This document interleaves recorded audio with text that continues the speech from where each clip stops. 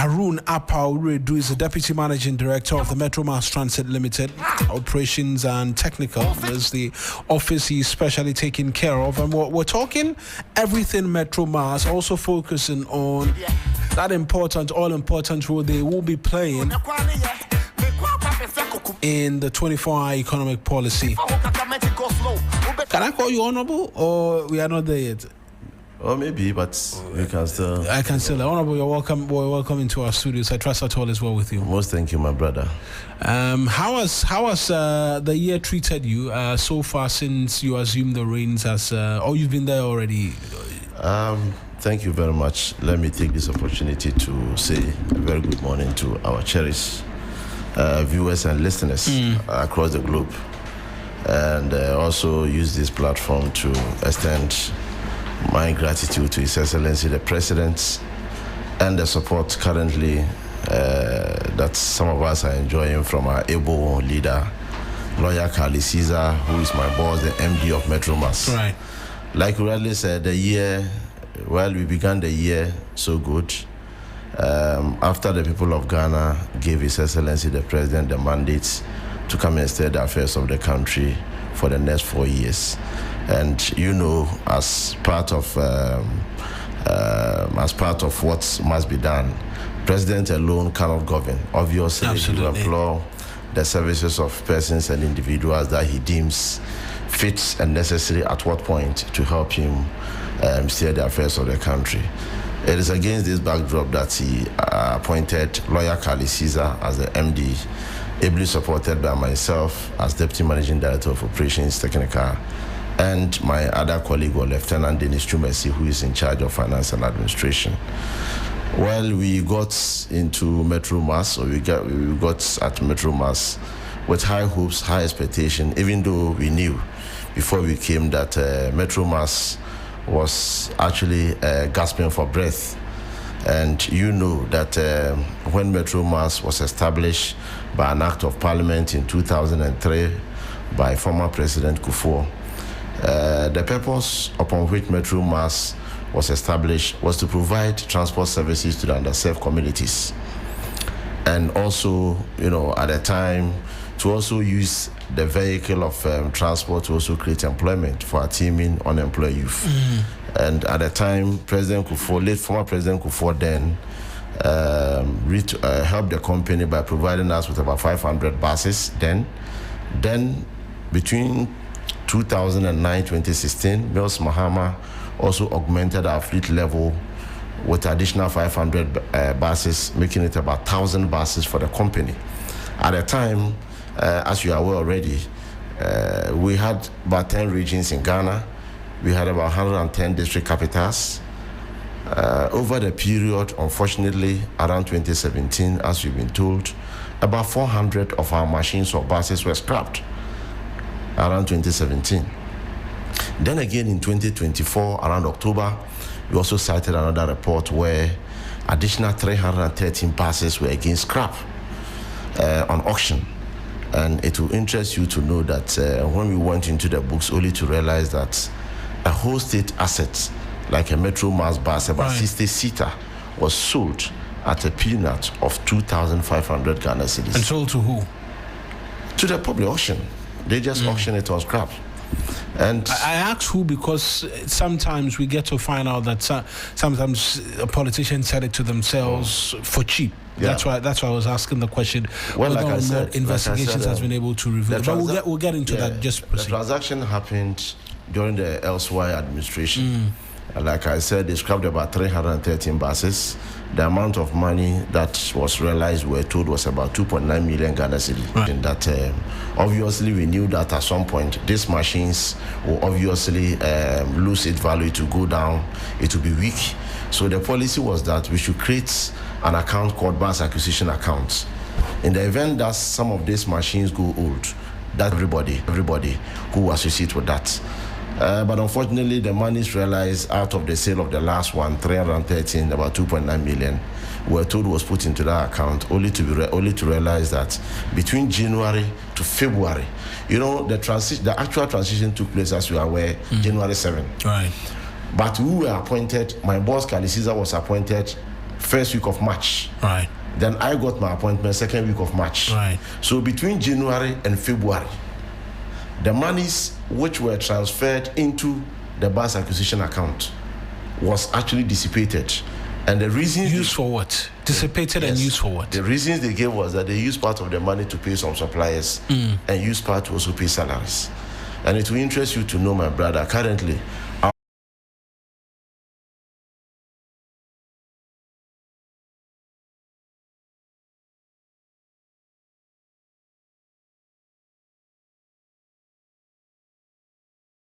been identified as serviceable. Surprisingly, my brother, this is also the moment, fleeting the lowest level of buses, this is also the moment that we are recording the highest ever revenue in the history of the company. Right. Currently, with about 115 buses, within the last 6-7 months, as we took over, it has been consistent. The trajectory has been very consistent, from 13 million to 15 million Ghana cedis every month. Auditor was actually commissioned about 3 months ago. He's supposed to complete his work by the close of next month. November, just to make sure that they will unravel all the things that needs to be known, especially by the good people of Ghana.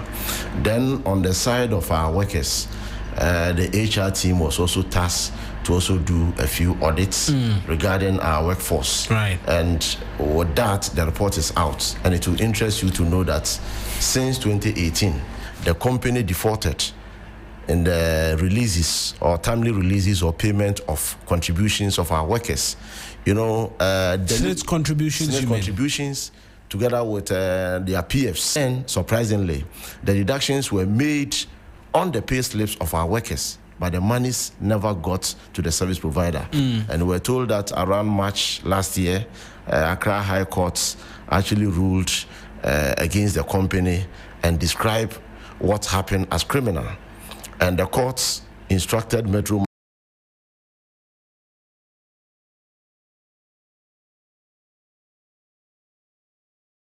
was nothing to write home about. Right. So as far as interest, the welfare of our workers is at the topmost priority of our consideration. And it is against this reason that we also increase their salaries. Another area that was also important for us to state has to do with the allowances. A driver who has been engaged by the company, originally to be routing from, say, Accra to Cape Coast, if, say, tomorrow Metro Mars gets a hiring contract where this driver services is needed to be flying from, say, Accra to Kumasi, obviously, for the driver to move from his original routing of Accra, Cape Coast, now he has to be moving, say, Accra to Kumasi. Accra to Kumasi is not his original route. Yeah. So obviously, if the driver goes there to work, the driver deserves some allowance. That allowance, we labeled it as out-of-station allowance. For the last regime, we realized that a driver could go on an official assignment outside his original jurisdiction. And this driver is given about 80 Ghana cedis. This 80 cedis of an allowance is supposed to take care of both his hotel, accommodation, and feeding. So again, the President, His Excellency John Dramani Mahama, admonished us that we should increase it from 80 Ghana cedis to 200 Ghana cedis. Then our conductors too formally were taking about 50 Ghana cedis per day as the out-of-station allowance. That has also been increased by 150 Ghana cedis. Right. Again, we also realized that our critical staff, there was nothing like an insurance package. In the event that in the discharge of, their duties, they are saddled with some issues of accident cases. There's nothing like an insurance cover. So currently we've done a workman's compensation, which we were directly instructed by the President to do that on behalf of our workers. And I think this and many more are some of the reasons why today you could see that Metro Mass is actually getting some fresh air. I hear you mention a lot of things by the direction of the President. Yes. I'll ask you a specific question on what the KPIs the President has set out for this new management is shortly. But I just want to round up on the situation you met when you arrived. do we have an understanding as to the total debt portfolio which the company was faced with? Because we know that when the president assumed the reins of office, one of the many things he sought to do is meet state-owned enterprises quite a number of times because they weren't making profits. There were lots of losses and the likes. Do we have the understanding of what it is that you're working against? And then perhaps we can begin to talk about what it is that you're doing to make progress. You've mentioned bits and pieces of it, but generally, give us an overview of the debt situation. You've mentioned bits and pieces of what the challenges were, poor worker remuneration, amongst other things, which you have changed. But just give us that final one, and then let's proceed. Currently, in the books, we came to meet 135 million Ghana cedi as debt sitting in our books, plus other incidentals. Owed to who? And Ghanaians will be interested in that. Most cases are service providers, like I told you, the SNET one, Glyco, then that of also our general suppliers. And again, we also realized that government of Ghana through Ministry of Finance also purchased some Wangai buses, and the company was supposed to work and pay for those buses. Unfortunately, the company couldn't pay, and all those are currently sitting in our book. So that, like I said, the official amount stated in the book is 135 million Ghana cedis plus other incidentals. And surprisingly, the last 7 months, ever since we took over, every month we've been clearing some of the debts. As it stands now, we've cleared close to over 10 million out of the debts, right, which we are still in excess of 120 million, 120 million Ghana cedis currently in the last 7 months. And like you rightly said, surprisingly, what sometimes baffles us so much has to do with the same period under review.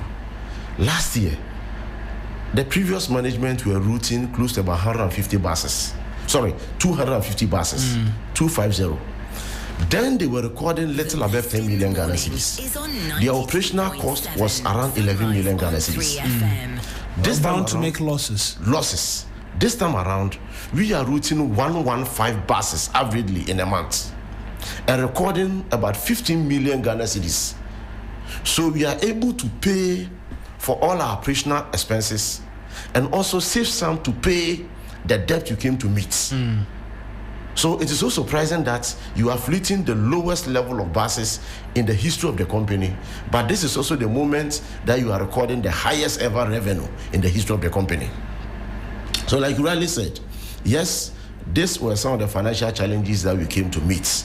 And to mitigate it, once again, like the KPIs you talk about, if at the moment we came, His Excellency the President told us that the way to go for Metro Mass, now the transport space has evolved. Today, we use technology to transact whatever financial business you want to do.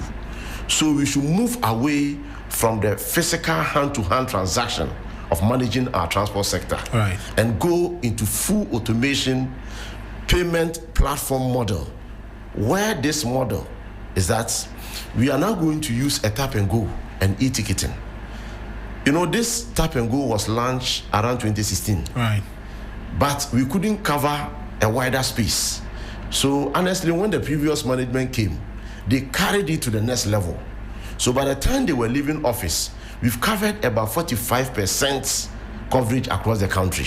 Within the last 7 months since we took office, we've pushed it from 45% to 98%. Right. This has actually culminated into the kind of revenues that we are getting, because now this system has addressed the issue of pilfering, stealing, the leakages. The revenue leakages. Yeah, precisely, because now we've gone full automation. So if you go to all our terminal points, we are using Metro Mass e-ticketing and the tap and go system. And this tap and go system, once as a customer or as a passenger, once you get to the terminal point, you are issued with a card. You swipe the card through a POS machine, and obviously, like you know, the money will be transmitted into our direct payment platform account, and this account is being managed by Hapton. So that is one area that has also helped us. Then another area has to do with issues of the leakage. We came to meet two companies sitting in the books of the company, where these two private vendors have contract done with the company. One is using his solution, it was a software. One is using the solution to manage the parcels and the e-ticketing. Right. Then the other one is also using his solution to manage the luggage.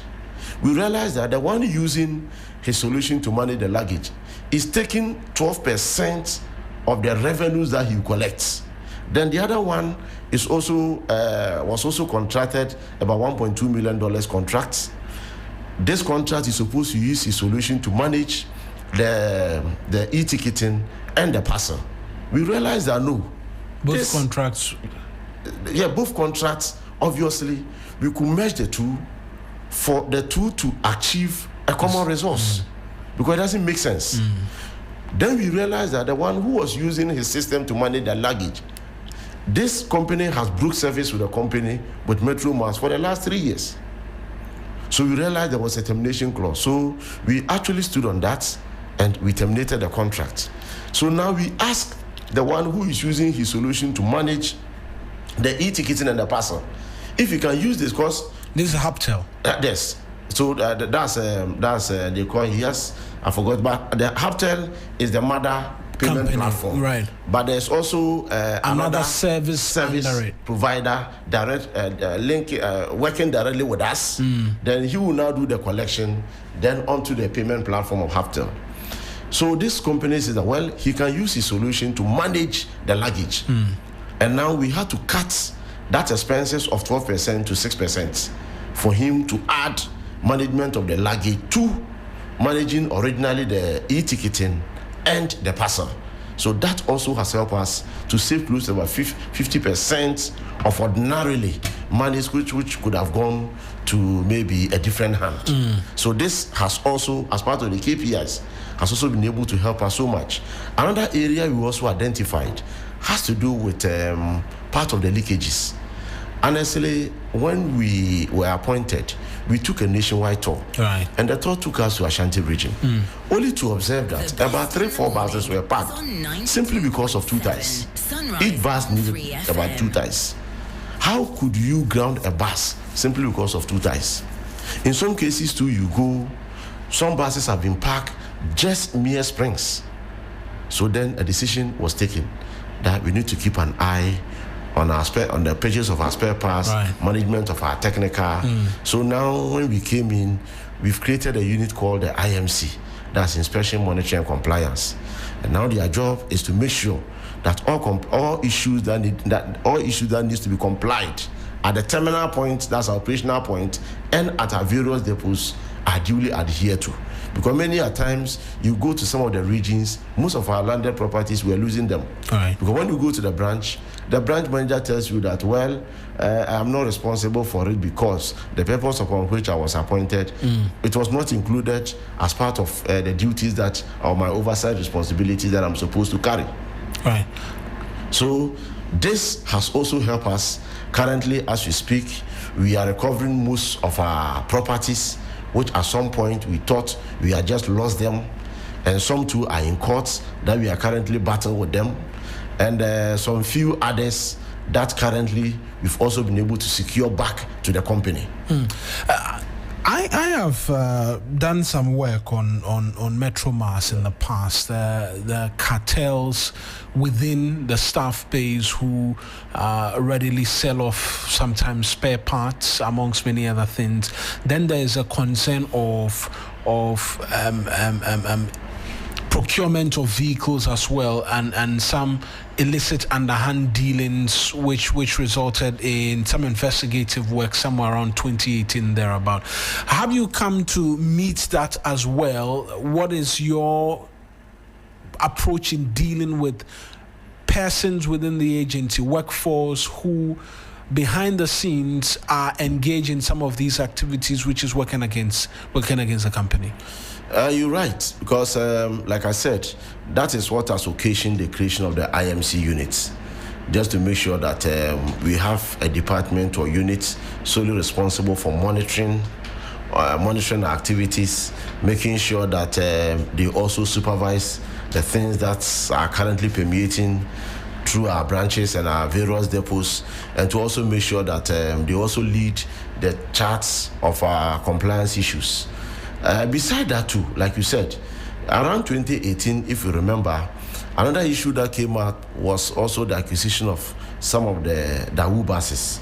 And it will surprise you to know, my brother, that these Dawu buses were procured without recourse to our environmental conditions.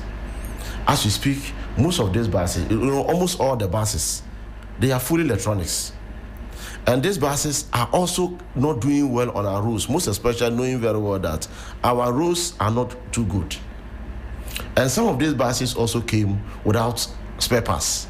So currently, most of the parked buses of Metro Mass are the Dawu buses. And these buses virtually, in fact, they've become an albatross on the neck of the company.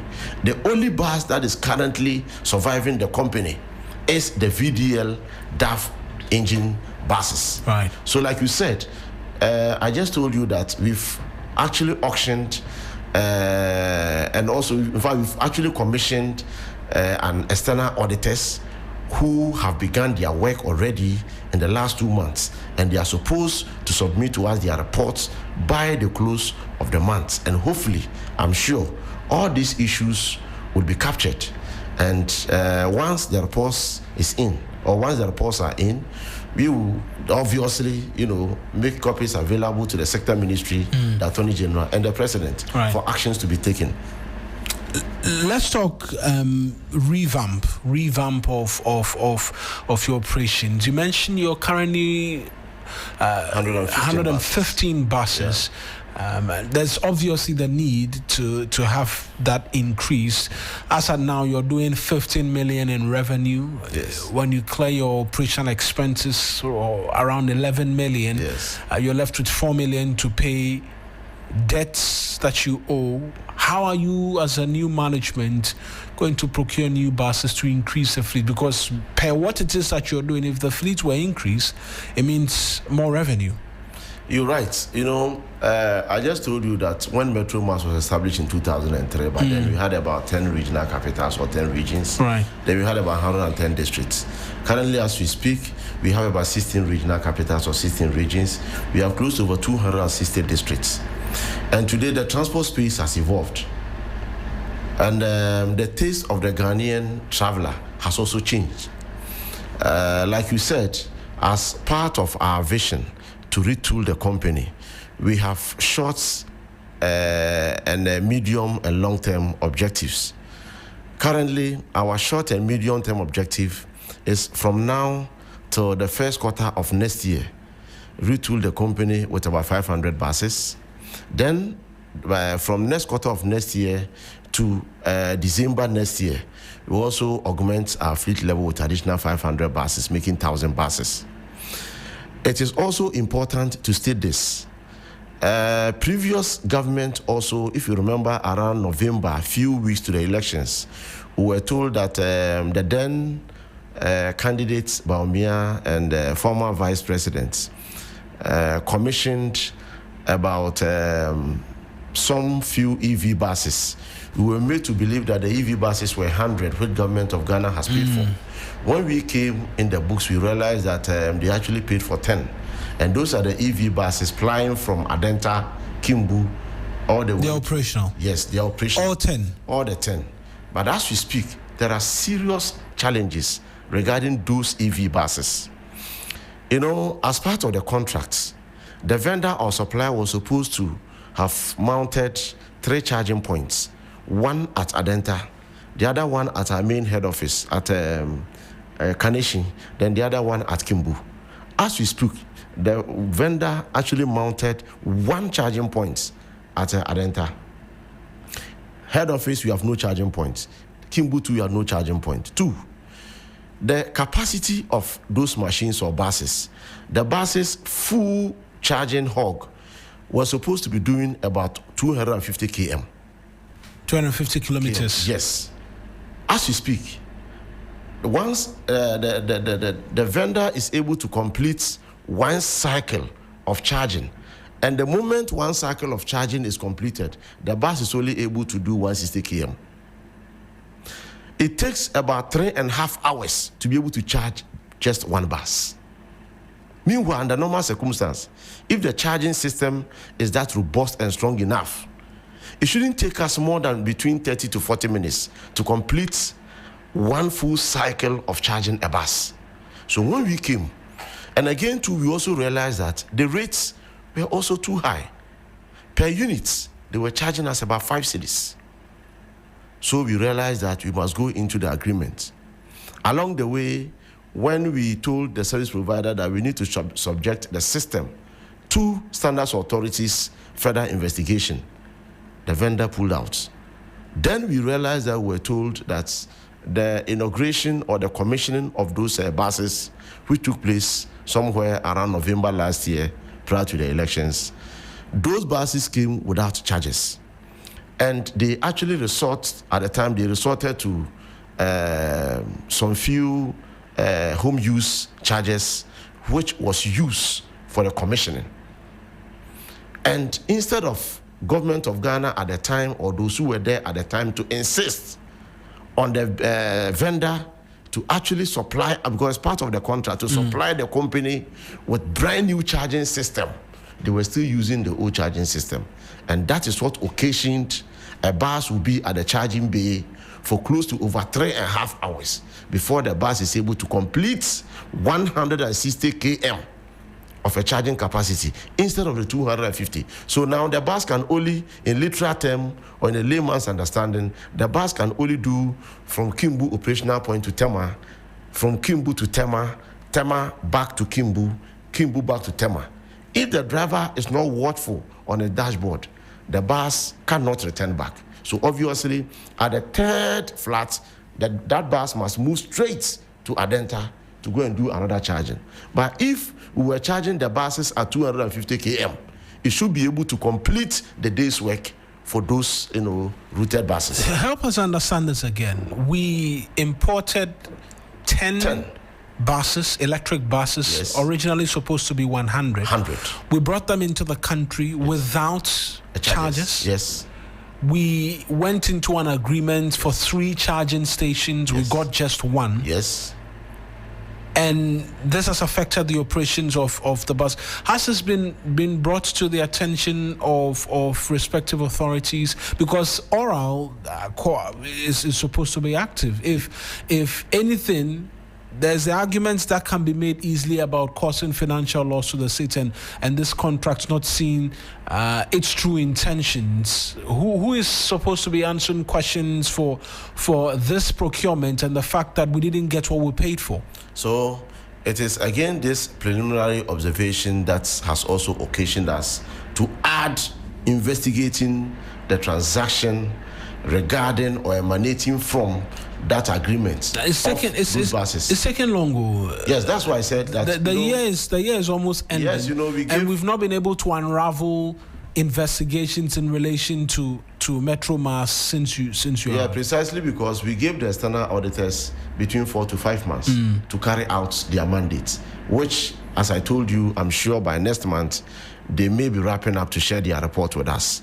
And like I told you, could you believe that fleeting these 10 EV buses, the last quarter, when I checked, we made just about 220,000 Ghana cedis. And the cost of the charging was around 85,000 Ghana cedis.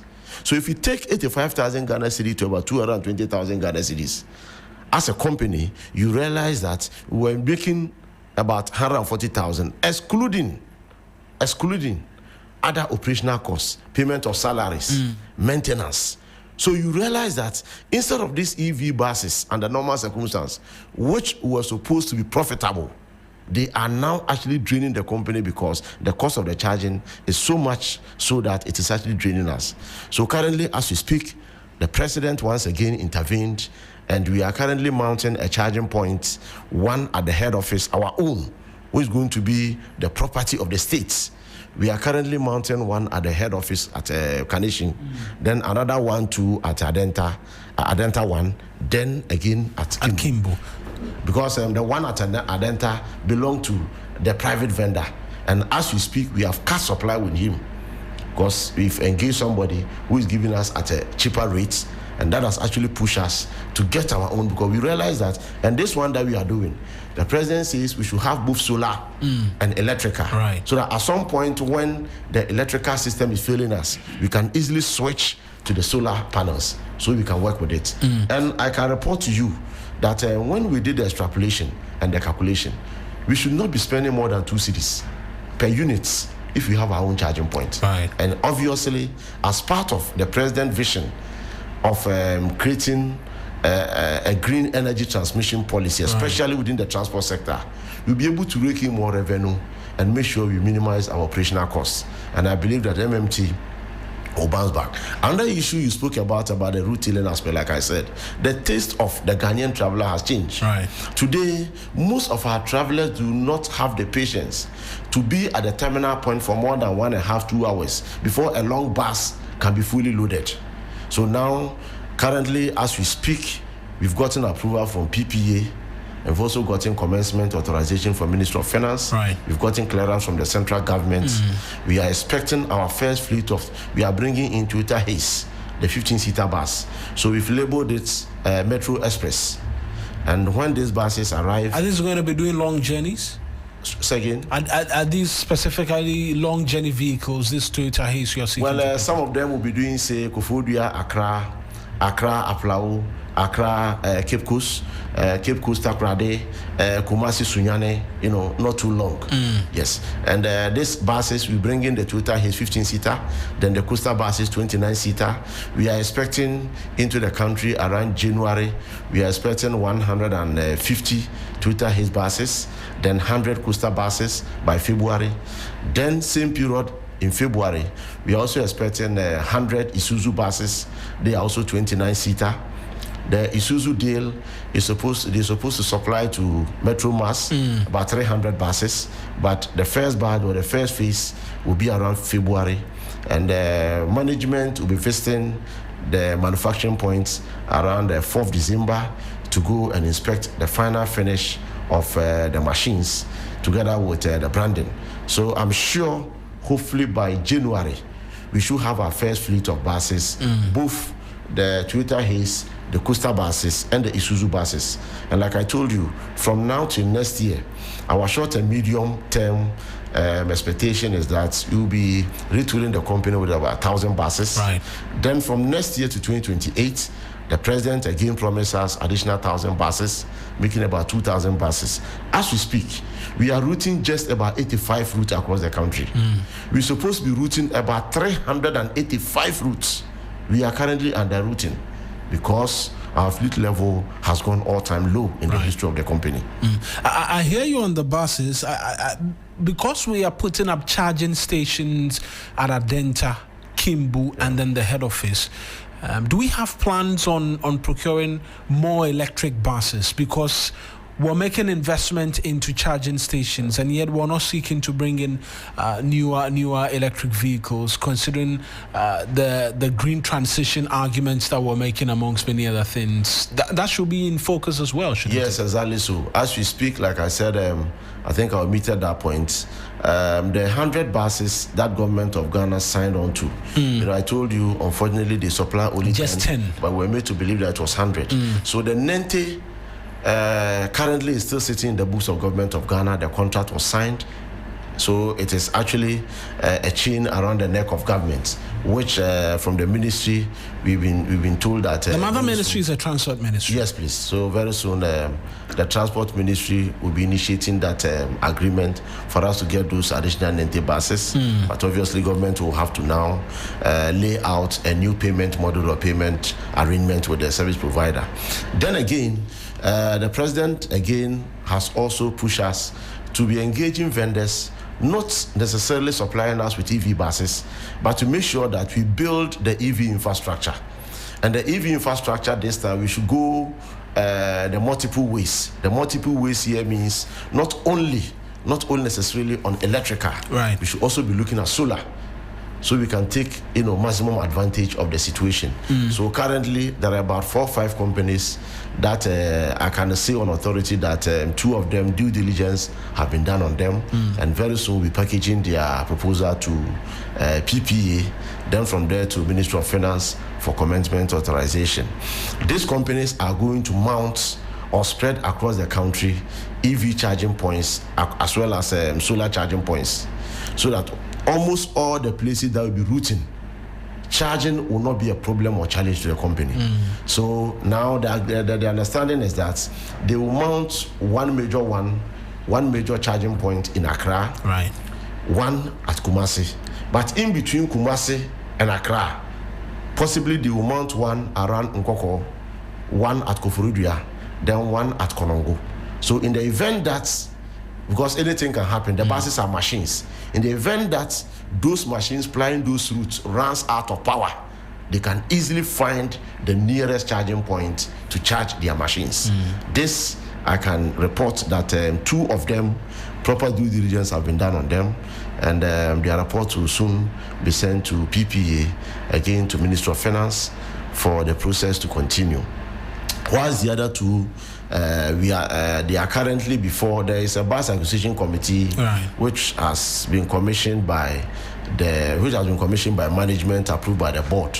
So the 2 are also going through the process with the bus acquisition committee, and I believe if they also satisfy the precondition arrangements, they will obviously come to augment, or they will come to add up to the 2 who currently have passed our first test. Ayalolo buses, yes, are they under your purview? Have they been brought to you for management? Because we did a report where a number of them, you're under resource in terms of buses. There are a number of them haven't broken down per our checks, which can be brought into the scope of MMT so they will augment your fleet. Has there been a conversation like that, or it's happened already and it's under your fleet for management? You're right. I think we're trying to develop a concept paper and share with government. And I believe I'm also told that from some... So Ayalolo started under the NDC government? Yes, exactly. But to answer your question straight, Ayalolo directly is not under MMT. Ayalolo is under Ministry of Local Government. Right. Yes, and now there are some few talks where people are expressing their idea or reasons that as a state we've gotten to a point where we should be able to put all these state allied transport agencies under one umbrella called a National Transport Authority, where say Metro Mass, STC, Ayalolo, and all other allied state transport companies we put under one umbrella, which will also be managed by one board, managed by one executive management team, so that it will give a true meaning to proper supervision. Right. It will also help the states in terms of making sure that the right things are done within the transport space, because we cannot be having a state where under one state this company is doing A, another company is doing B, another company is doing C. As we speak, yes, in the case of STC, as you are aware, they are supposed to be doing intercity. If you look at the case of Ayalolo, they are supposed to be doing intra within the city. And you do both. And we do both. You understand? So if you check, the operations of both STC and Ayalolo sit within the operational arrangement of Metro Mass. Right. And as we speak currently, Metro Mass is the biggest transport company in Ghana, second in West Africa. So if you look at... And with 115 buses currently, Metro Mass is the biggest transport company in Ghana, second in West Africa. So under normal circumstances, if you check, Metro Mass is the mother of all transport companies, in Ghana. So I think once we get there, I believe policymakers, the shakers and movers of the system, will also share with us this idea, if possible, so we can go into a full a national transport authority, so that we can put all these transport agencies or state transport agencies under one umbrella. So wait, help me understand. We're seeking to have a national transport authority which will supervise the activities of Metro Mass Transit Limited, Ayalolo, and then STC. Precisely so. Because like I said, if we check the operations of STC and that of Ayalolo, they sit well within the regulatory framework of Metro Mass. Because Metro Mass is supposed to do both. And STC says STC is doing intercity. Ayalolo is doing intra. Right. And Metro Mass is supposed to do both inter and intra.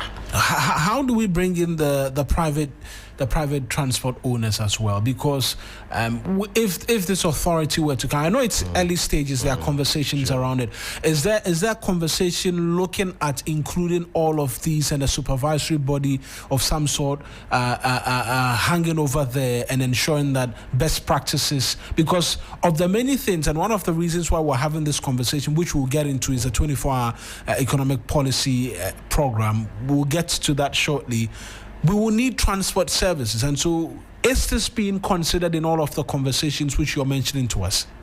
Yes, so like I said, fortunately for us, we have a listening president, and we have a listening government who is willing and ready to listen to the people of Ghana and make sure that we present policies and programs that meet the required needs of the Ghanaian people.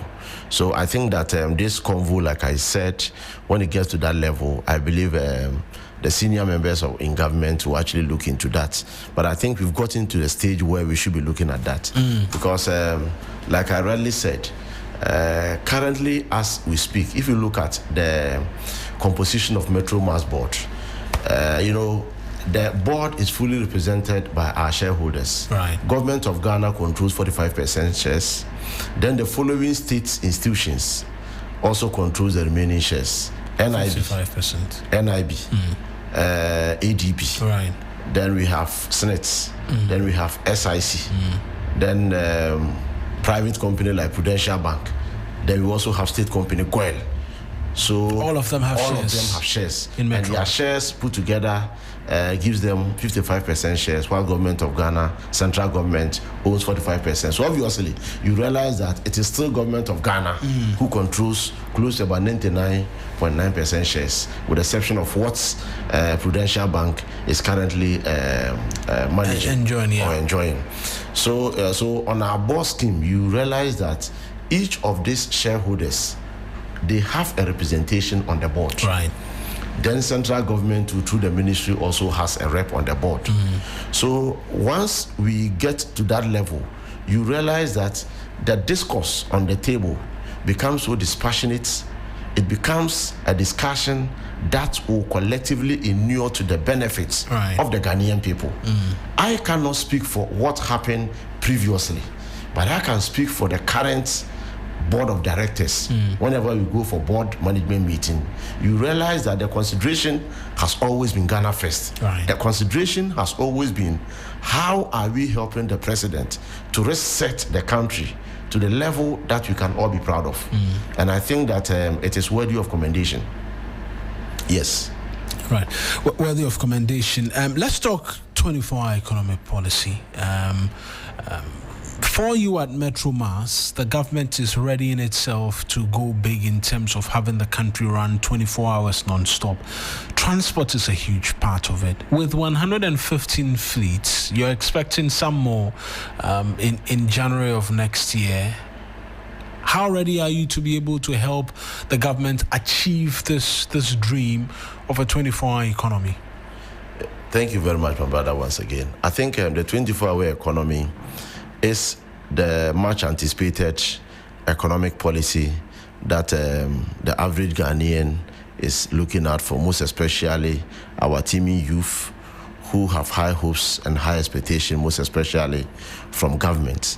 And as a company established to provide transport services to the underserved communities and the Ghanaian people, we are enjoined, we are mandated to provide transport services transport services that is affordable.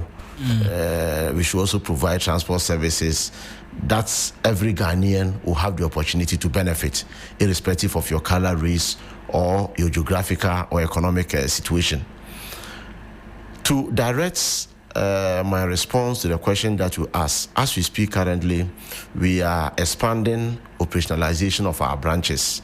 I just told you that Metro Mass, we have just about 16 branches across the country, 85 operational route points. Right. Meanwhile, we're supposed to be doing about 385 routes. So currently, there are about 300 routes that we are not routing. Places around the Ahafo region, spanning from Gosu, Mim, Fidium, Chirinsua, all those areas.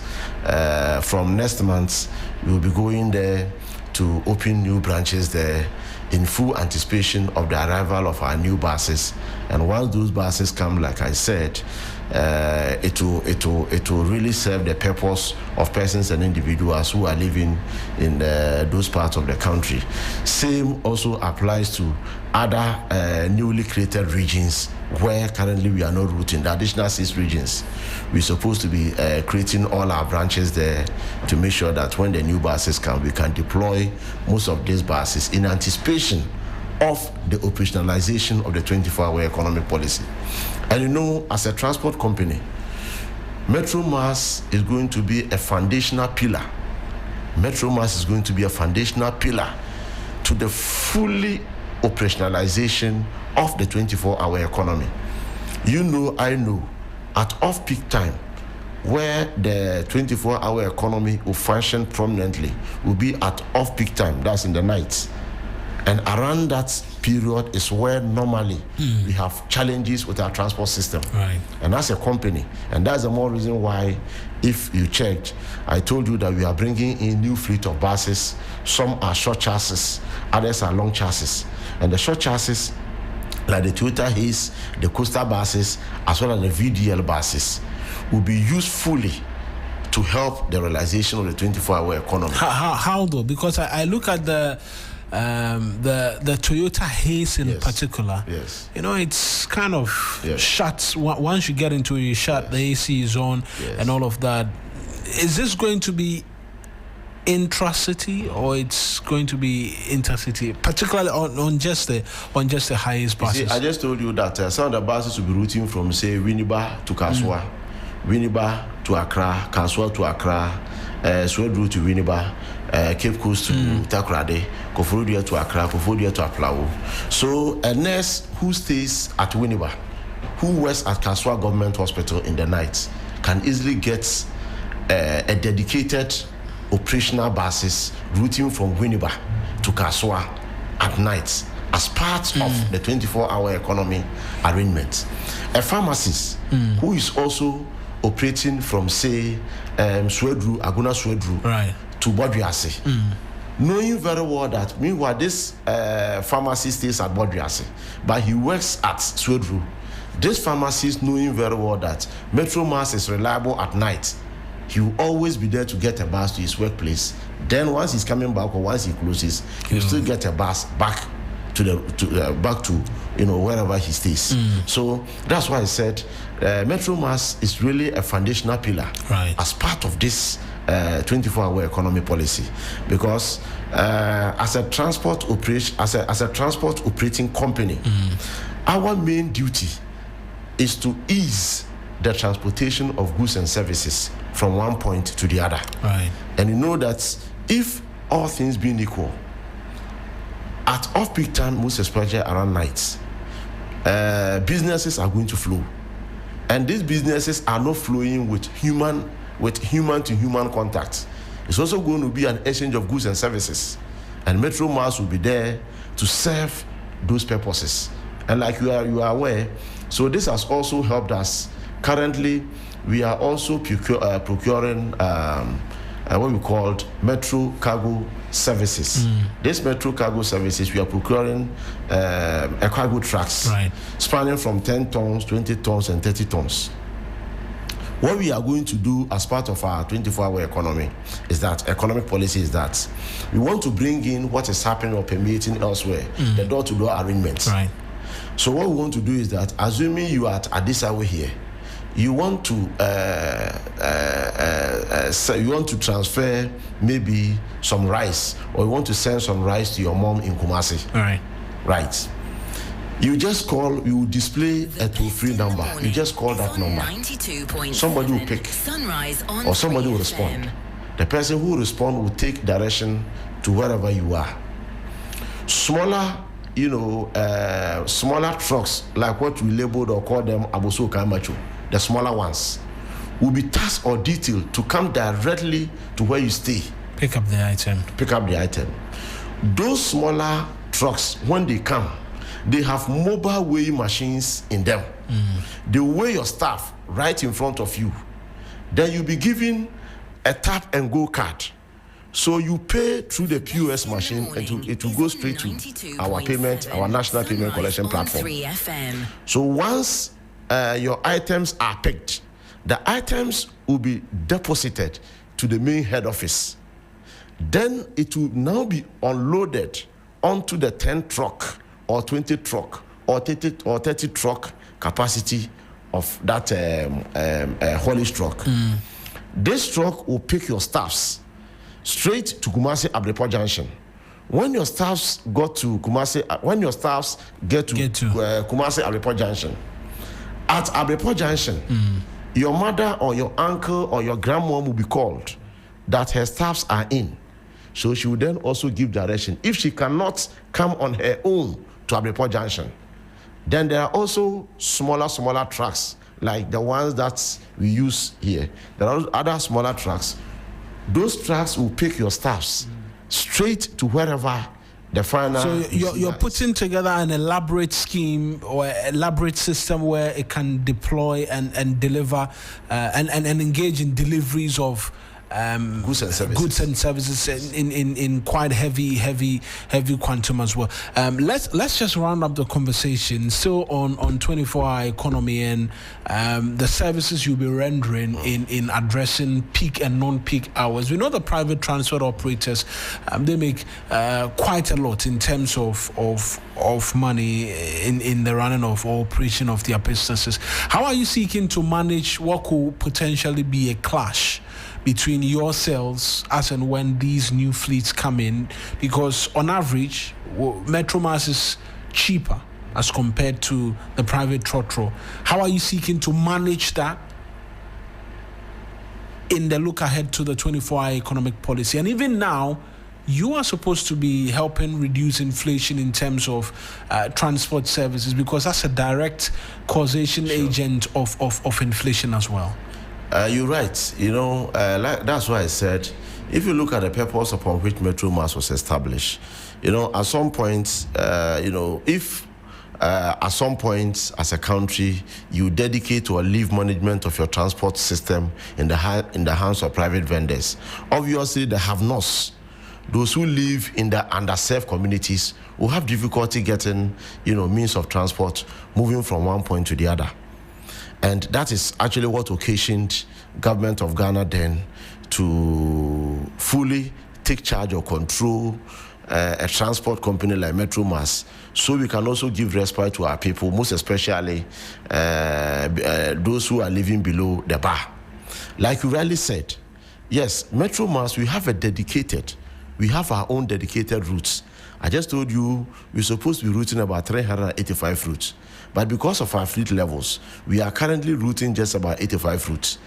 The other dedicated or abandoned 300 routes are still there in our name, which we're supposed to be routing. So I don't think that will occasion or that will call for any conflicts or any kind of misunderstanding on the streets regarding our operational routes and that of any private transport operator, because we have, like I said, our dedicated, our design routes, which is supposed to be routing as a state company. So that one is unambiguous, it's very clear. Then the other issue, like you said, is true.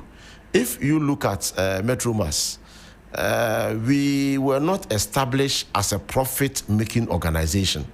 We were established to mitigate the suffering of Ghanaians, especially when it comes to the transport space. So our duty is to make sure that at least we are able to break even, not to necessarily be making supernormal profits. But sometimes where the challenge has to do with we, together with the private vendors, shop on the street at the same market for spare parts.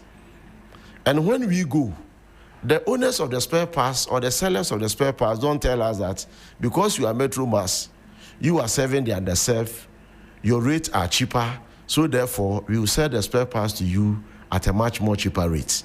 We are buying the spare parts same rate as private vendors are also buying.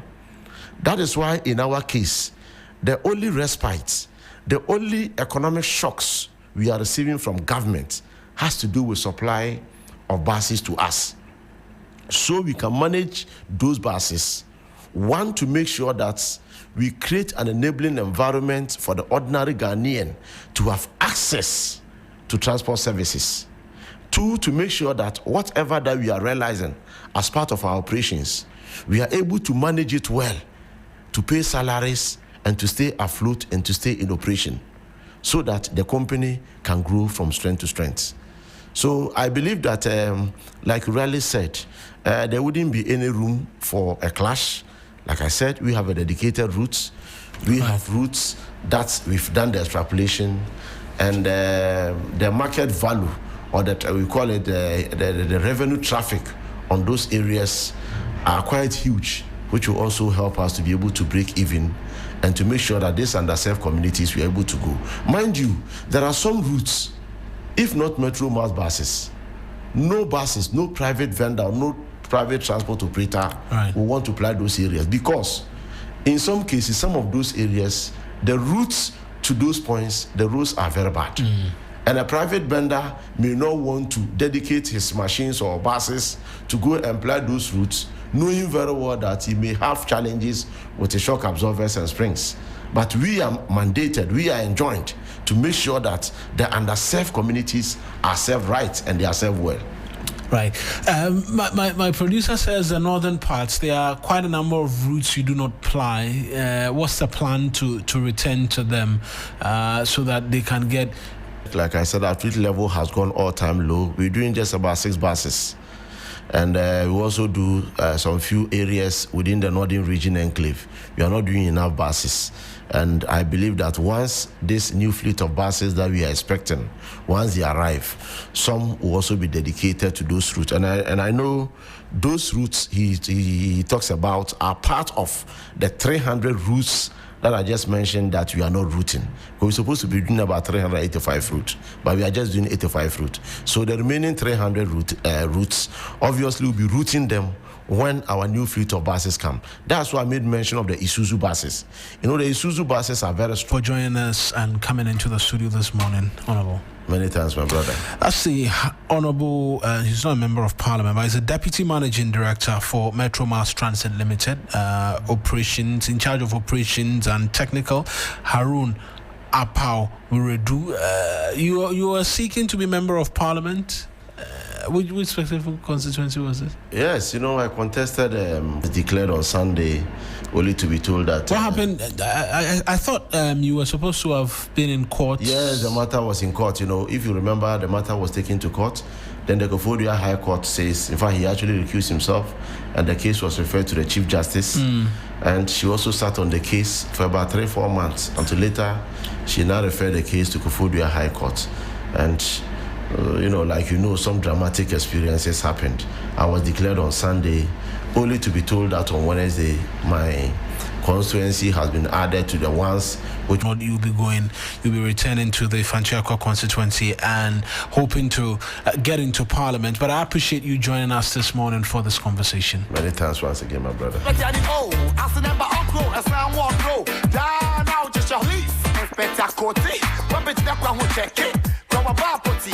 Kaita sawe, adiaiti osi enyashi. When it is a guy I am alone. Kakao budget to Shamanasi Road. Anywhere minute to better the O. As a number okro, as I walk road. Down now just your lease. Inspector Koti. What bitch that one who check it. 3 FM Sunrise. 3 FM Sunrise. Kakao budget to Shamanasi Road. Anywhere minute to better the O. As a number okro, as I walk road. Down now just your Just gone by, Harun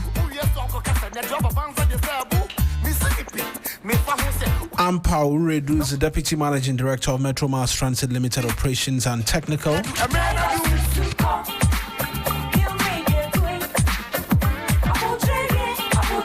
But let's quickly tell you how you can make some money for yourself. It's 9 a.m. here on the 3FM Sunrise, and it's a season of winning again.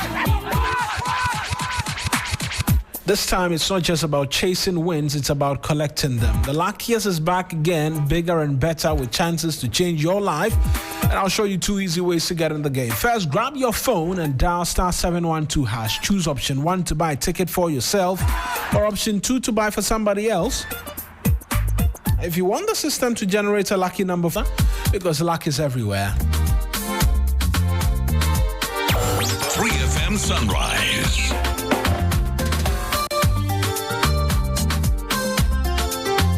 And it's here again, the 14th Ghana Economic Forum, Ghana's most influential platform for economic dialogue and policy action. Join us on Wednesday, the 29th of October 2025 at the Kempinski Hotel, Gold Coast City, Accra, as over 300 leaders from government, business, diplomacy, and development gather under the theme Currency Stability, a reset for sustainable economic growth. This year's forum will feature powerful plenary sessions on strengthening the economy and finance, unlocking energy and renewable solutions, and transforming agriculture and its value chains. Expect bold conversations, actionable strategies, and high-level networking that will shape Ghana's industrial future. The Ghana Economic Forum 2025 is powered by the Business and Financial Times, with support from valued partners and the contestants are firecrackers ready to pop. Join us as we unveil the 16 contestants who made it to this season's Mentor, the Breakout Edition, live from Studio B, Sunday, the 2nd of November 2025, 8 p.m. sharp on TV3. 16 talented contestants, 1 big winner. Get ready for debut performances that will blow your mind.